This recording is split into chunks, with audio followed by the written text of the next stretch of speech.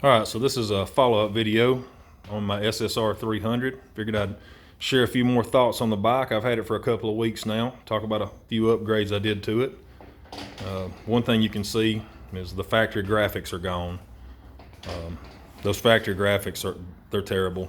First time you take it to the car wash, they're gone. They don't stick worth a shit. And man, it's embarrassing really how bad them stickers are, but you know, hey, if that's the worst problem, then you're in pretty good shape. I think it looks cleaner without the stickers anyway, so the stickers are gone. Just one of the first things I did to the bike, just kind of not really an upgrade, but something I did right here. You can see I put a Pro Taper hour meter on it. That's a wireless hour meter. If you know anything about them, you don't have to run a wire, you don't have to do anything. You just stick it on, and just the vibration of the bike gets it counting. And you know, it'd be pretty nice for keeping up with your oil change intervals, or you know, just knowing on down the road how many hours you got on your bike.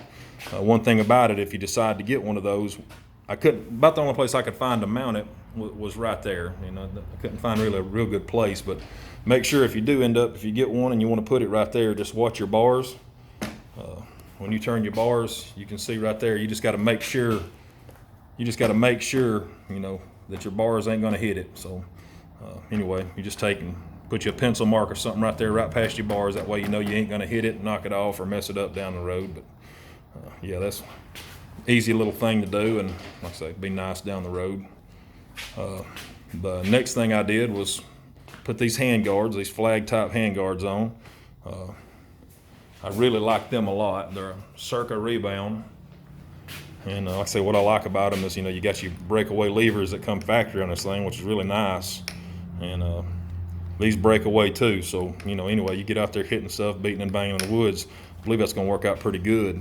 I also like that the mounts for them are billet aluminum. You know, it's not plastic, so you're plastic up here, but you're mounted with billet aluminum, which is pretty nice. I like them a lot, and like I say, I think they turned out. I really think they turned out nice.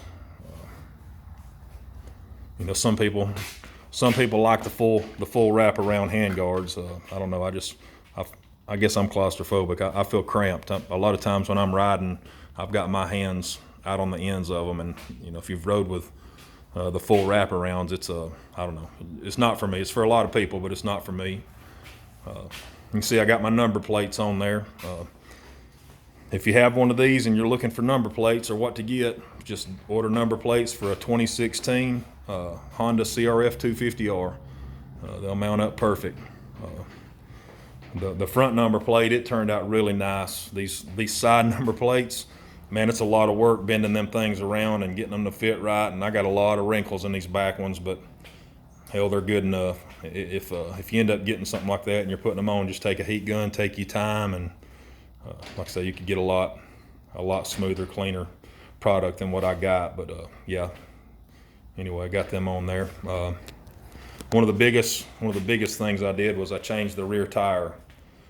They come factory with it's a 190/19, which is a thin tire, skinny tire.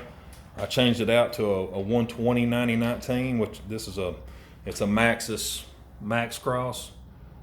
Just gives you a little more meat, a little more width, you know, a little more grunt down there, I guess, when you're climbing hills or going through mud and stuff. Just, you know, just a little wider tire.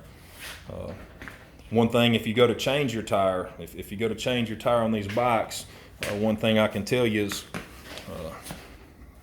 you got your rim lock inside the tire. That's this guy right here. You know, that'll be inside your tire. It's what keeps, if you get a flat, that keeps your tire from coming off your rim. So what this thing is, this nut right here, it's made into that thing just like that. That should be one piece. Well, when I put this tire on, when I stuck that in and started tightening it, I mean, hell, it just ripped apart. It was just, I don't know, that metal screw was kind of melted into this rubber, and it didn't take anything. I barely tightened that nut, and luckily I felt it had come loose, so I had to take the whole tire back apart. And anyway, went to the motorcycle dealership. This is a Motion Pro, about $10, and it's actually metal. where your screw goes on right here, this is actually metal. It's a solid piece. It's got rubber on the back side, but metal on this side. A lot more heavy duty, a lot nicer part. Hell, it's only 10 bucks. So if you change your back tire, I would go ahead and replace that. I would not put this thing back in. I wouldn't trust that thing for shit. And then I went ahead and I put a heavy duty tube in there while I was at it. But yeah, I'm really happy, man. It's got good torque on the bottom end. I mean, plus it's a good looking bike, man. Everybody that's seen it just can't believe this is a Chinese bike. I mean, it's a nice machine. It's you know, you're saving a whole bunch of money, and you're gonna find a few things here and there that ain't up to snuff. But I mean, you know, you just have to spend a little money. That's better than, I don't know. I'm pleased with it. For me, I'll buy a few $10, $20 things here and there. And one thing I can tell you, another thing is the kickstand. That kickstand's, it's at least 2 inches too short. If I take this thing off the stand here and put that kickstand down, hell, it's leaning at a 45 degree. I don't know why in the world that I guess that kickstand came off one of their little I don't know, one of their little small bikes or something.